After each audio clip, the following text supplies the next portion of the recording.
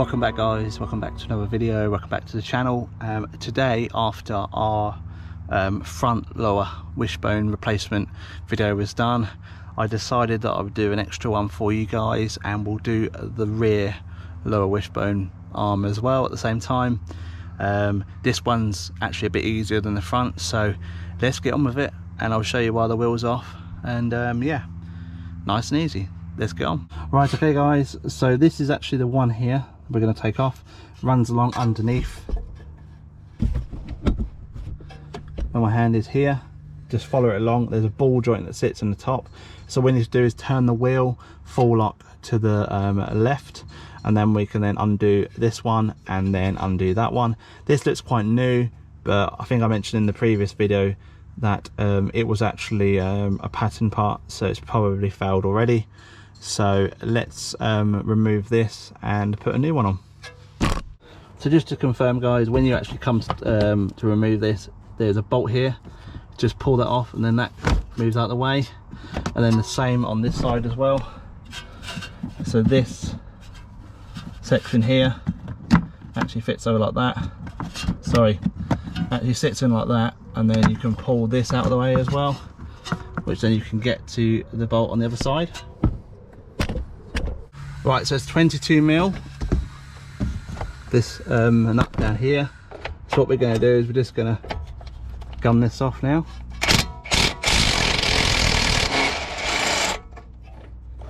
Like so. So I don't know if you can see down here guys, so see where my finger is pointing there? That's where you need to gun the bolt off, and that obviously leads on up to there. So what I've done here guys, I've threaded an 18mm on one side, and then on this side I'm going to put a ratchet. I'll move you guys over to this side so it makes it easier to see, hopefully, without me keep punching you.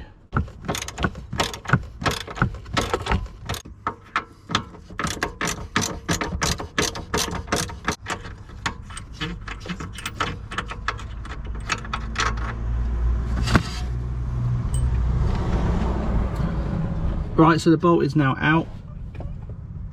What we can do now then is persuade this to come out.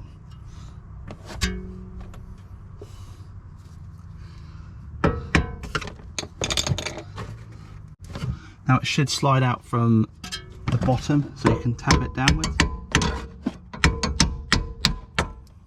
Like so.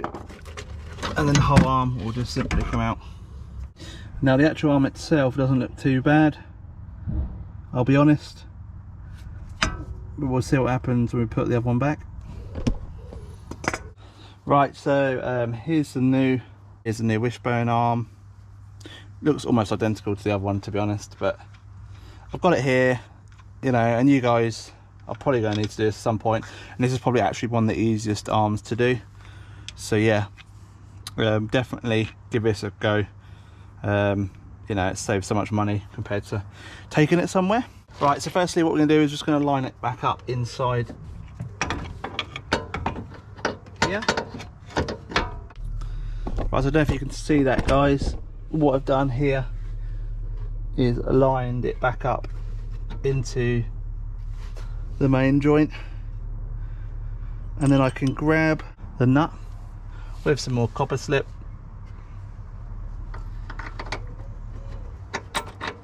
slide it all the way through, and just screw it so that it slides all the way through.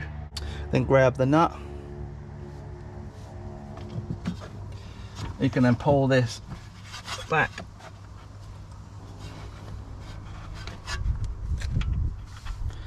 and it just quickly screws back together again.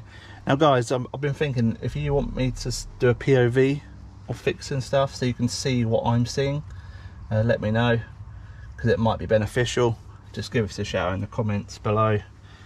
And yeah, I've been thinking about it for a while. It might be a bit easier for everyone, but yeah, just shout and I'll give it a bash. Right, so when it gets a bit tighter, you can then slide the ball joint in. It's just here.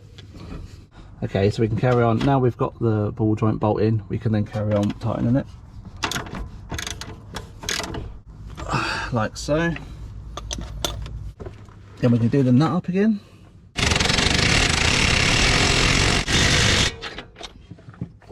So once I've put this back together again now, already I've got no plate at all, so it's completely solid now. So as far as I'm concerned, that's now sorted. So what you can do with this, these are often broken, so you can just tuck these underneath like that. Secure this back together, just a little 8mm bolt like so, and there you go guys. Right, so we'll just pop the wheel back on, give it another little tester, and yeah, let's see how much better it is.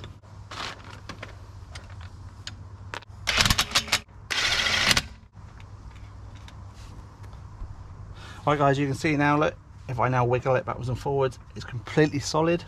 So that was the front one done, and the rear completely fixed my issues. So yeah, I'll do that, definitely. So there you go guys, that's how you do a rear lower wishbone on a E60, E61 chassis. If you like what you see today, give us a comment down below, like and thumbs up, and yeah, please subscribe, really appreciate it. Take it easy, hope you enjoyed, catch you in the next one, see you later.